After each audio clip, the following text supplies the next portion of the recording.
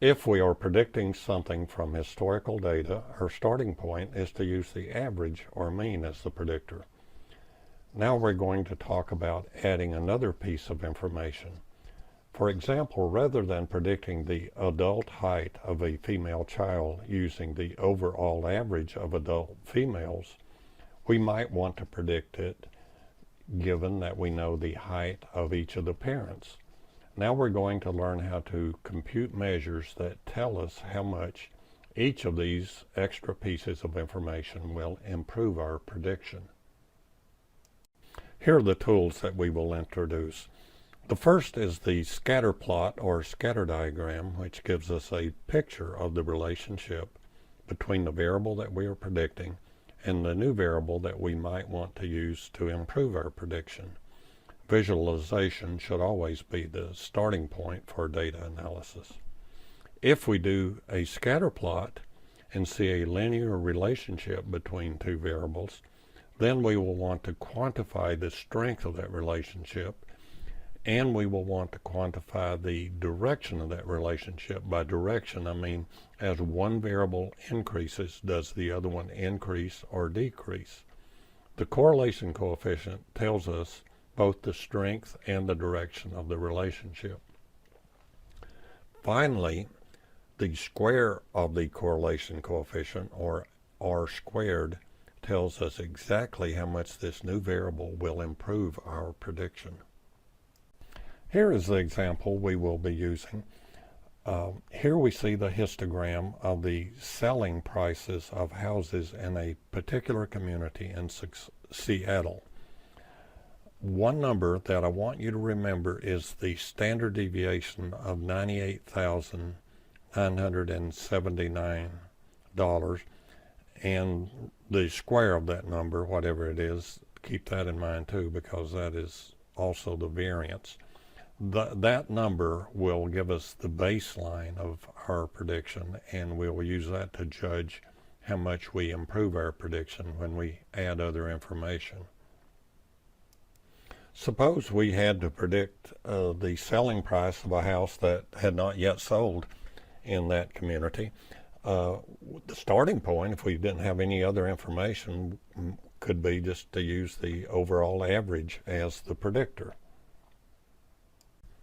Here's one property of the average that we haven't talked about yet. If we had to predict for all of the houses in our sample what its price would be, and we could only use one number, the average is the one number that would minimize the variance of the prediction error. That would also mean that it would minimize the standard deviation of the prediction error. So what this means is that there is no other single predictor that would give us a variance smaller than the variance that we computed for the sample of houses that we have. What we are going to do is bring in another variable, the square foot of the house. If you were to ask me what I would predict to be the selling price of a house in this community, the first thing I would probably say is, well, tell me how big the house is. What is the square foot? So here we see a scatter plot or a scatter diagram. Each point represents a house that has been sold.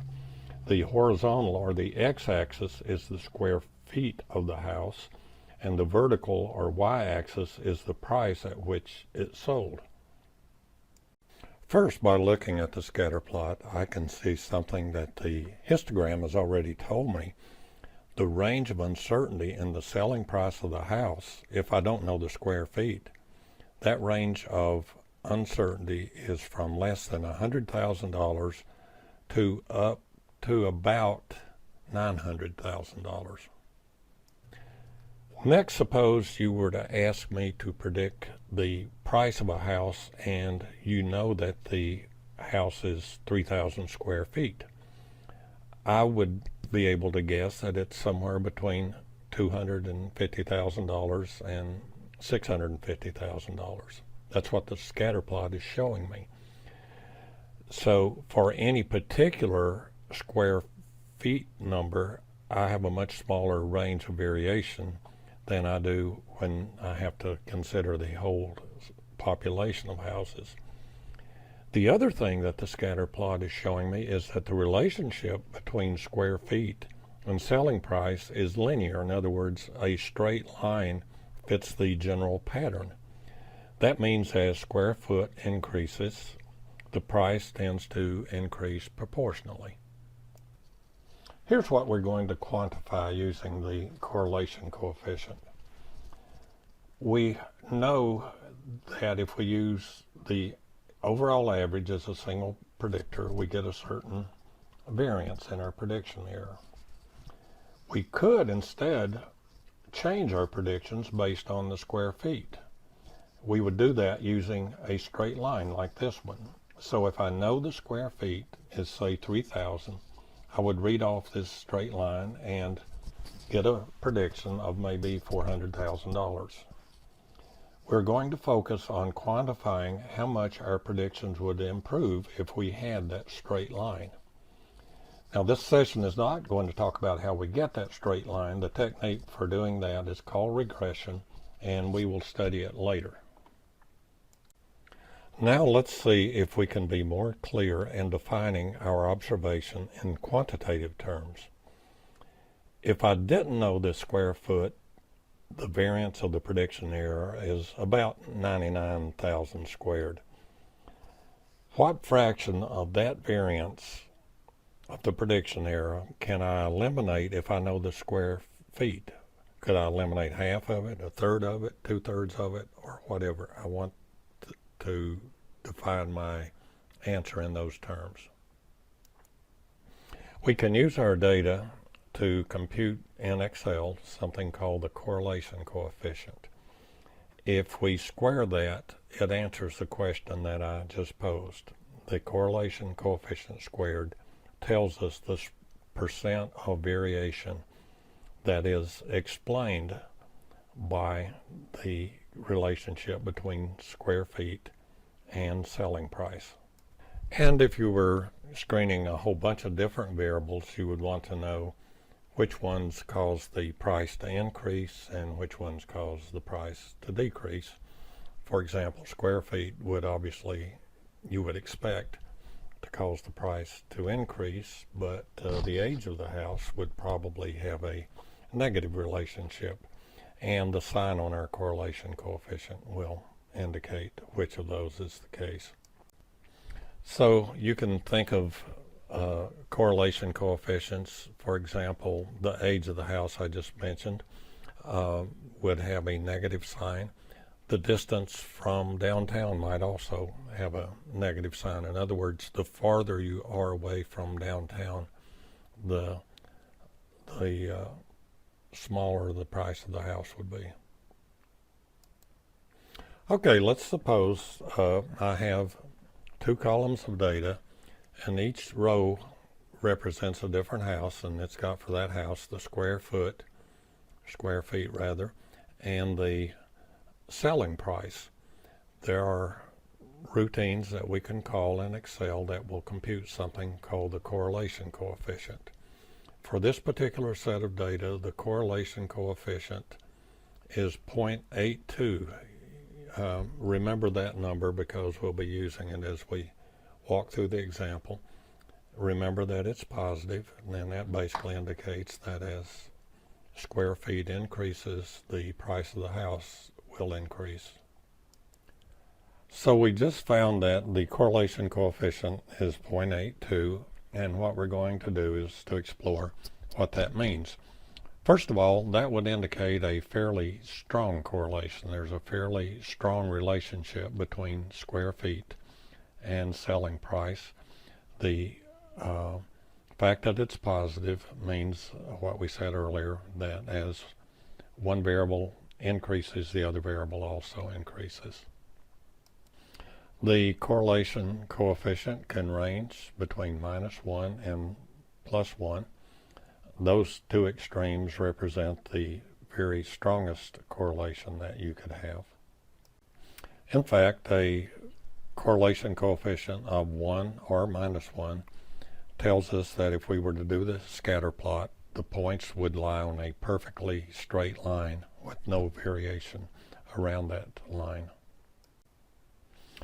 And a R value of 0 or near 0 indicates that there is no linear relationship between the two variables. You would picture this as having a scatter plot that looked pretty much like a shotgun blast. There was no discernible pattern between the two variables. And finally, usually when we're thinking about relationship between variables, we're thinking of one variable as being the input or x and the other variable as being the output y. But we can switch those and compute the correlation coefficient and we'll get exactly the same numbers. So it's a symmetric kind of thing. So we could have computed the correlation coefficient between square feet and selling price or between selling price and square feet. It would not matter in terms of the answer that we would get. Here are 6 examples that you can look at and get a little more of an intuitive feel for different types of correlation. The ones on the left show examples of positive correlation ranging from strong to none, and the ones on the right show examples of negative correlation ranging from strong down to weak.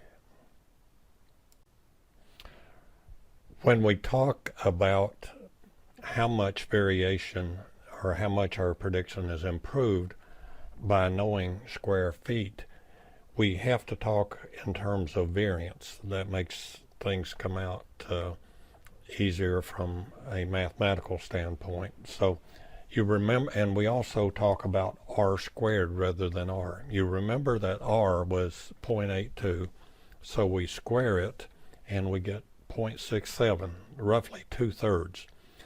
That is the fraction of the variance explained by square feet. In other words, if I have a certain variance when I have to predict without knowing square feet, and I have another variance that I get when I predict knowing square feet, I eliminate about 2/3 of that original variance.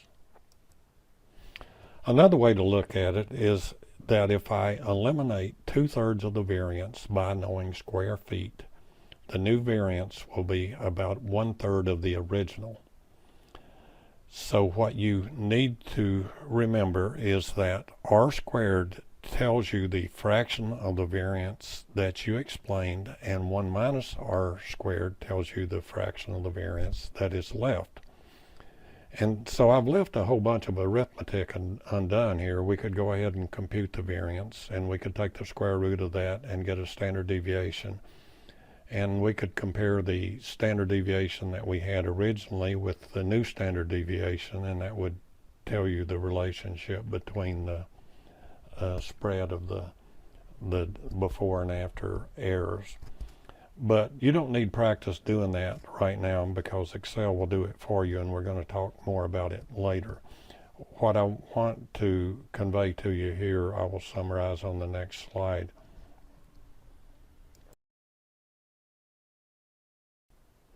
So here are some things you want to remember.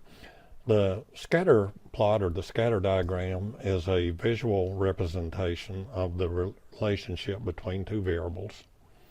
And then you can compute the correlation coefficient that tells you the direction and the strength of that relationship. In other words, what you see on the scatter diagram can be quantified using the correlation coefficient.